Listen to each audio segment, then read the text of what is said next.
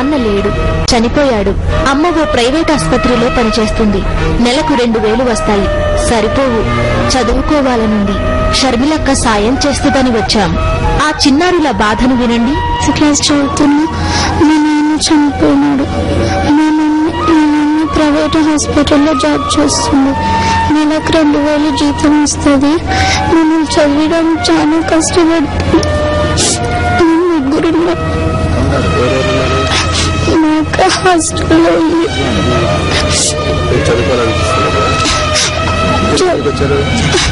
అక్కతో కలిసి మా పిల్లల సహాయం చేయమని చదివంటే చాలా ఇష్టం నాకు. మా తమ్ముడు 4th క్లాస్ చదువుతున్నాడు. బాగా చదువుతాడు. నేను కూడా బాగా చదువుతాను. ఇంజనీర్ కావాలనుకుంటున్నా. కనీసం బాగా చెప్పి నాకు చదివియాలి, చదివిస్తారని అనుకుంటున్నాను. నన్ను ఇంకేమైనా చదివిస్తే నేను ఎప్పుడు పడుంటాం.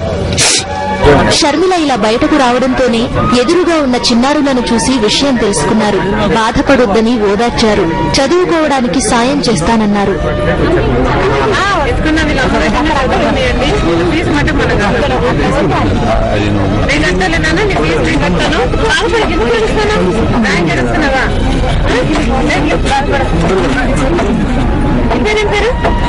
ఎందుకు నాన్న ఏడుస్తున్నా బంగారు?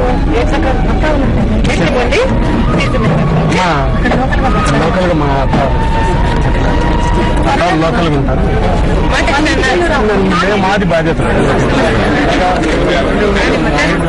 ఈ చిన్నారులు బాగా చదువుకోవాలని, ఉన్నత స్థానానికి రావాలని, ఏ కష్టాలు లేకుండా ముందుకెళ్లాలని కోరుకుందాం.